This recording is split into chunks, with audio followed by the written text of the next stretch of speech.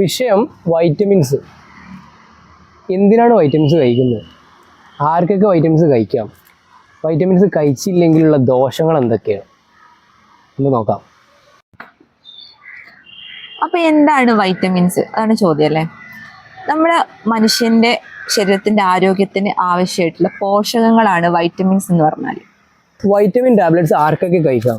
Vitamin tablets ഒട്ടുമിക്ക ആളുകൾക്കും കഴിക്കാം. മെയിനായിട്ട് ഗർഭിണികൾ, അതുപോലെ വെയിറ്റ് ട്രെയിനിങ് ചെയ്യുന്നവർ, അല്ലെങ്കിൽ മറ്റ് അത്ലറ്റ്സിന്.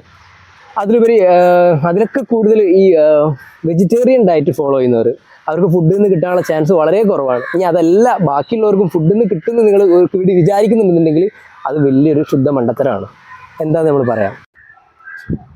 അപ്പോൾ വൈറ്റമിൻ കഴിക്കണം എന്ന് പറയുന്നുണ്ടെങ്കിൽ ഈ വൈറ്റമിൻസ് എടുക്കാത്തത് മൂലം ഒരുപാട് ദോഷങ്ങൾ ഉണ്ടാവുമല്ലോ. അപ്പോൾ ആ ദോഷങ്ങൾ എന്താണെന്ന് വെച്ചാൽ, ഇപ്പം വൈറ്റമിൻ ഡെഫിഷ്യൻസി, അതായത് വൈറ്റമിൻ എടുക്കാതിരുന്ന വൈറ്റമിൻ ഡെഫിഷ്യൻസി ഉണ്ടാവും. അപ്പോൾ വൈറ്റമിൻ എടുക്കുന്ന എന്തിനാണ്?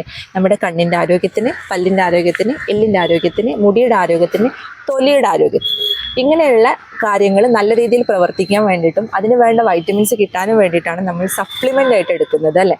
അപ്പം അതെടുത്തില്ലെങ്കിൽ ഇന്ന് അതിൻ്റെതായിട്ടുള്ള ദൂഷ്യഫലങ്ങളുണ്ടാവും. അതായത് കണ്ണിൻ്റെ അസുഖങ്ങളുണ്ടാവും, അത് പലതരത്തിലുള്ള അസുഖങ്ങളുണ്ട്.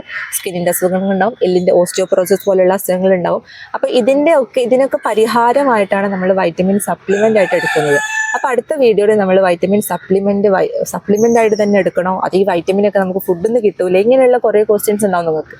അതിൻ്റെ പരിഹാരമായിട്ട് ഞങ്ങൾ എന്തായാലും അടുത്ത വീഡിയോയിൽ വരാം.